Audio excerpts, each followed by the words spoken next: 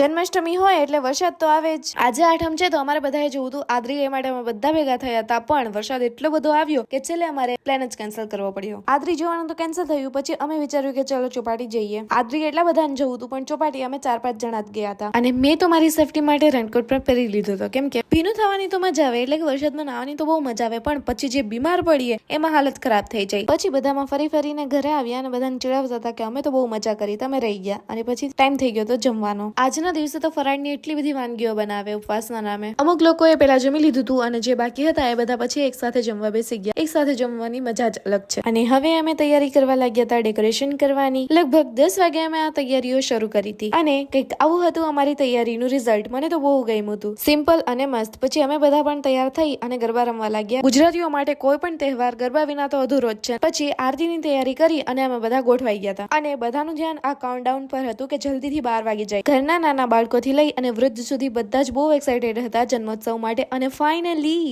12 વાગી ગયા એટલે કે આપણા કૃષ્ણ ભગવાનના જન્મનો સમય થઈ ગયો અને બધાએ મસ્ત એવી આરતી કરી. એક પછી એક બધાએ કૃષ્ણ ભગવાનની આરતી કરી અને પછી બધાએ કૃષ્ણ ભગવાનને ઝુલાવ્યા. ઘરે બધો કાર્યક્રમ પતાવીને પછી અમે નીકળી ગયા હતા હવેલીએ જવા માટે. ત્યાં બધાએ સરસ દર્શન કર્યા અને પછી અમે ગયા મારા ભાઈના ફ્રેન્ડના ઘરે અને ત્યાં જો કેટલું મસ્ત ડેકોરેશન કર્યું હતું. તો બસ આ રીતે મેં અને મારી ફેમિલીએ જન્માષ્ટમીનો તહેવાર ઉજવ્યો હતો.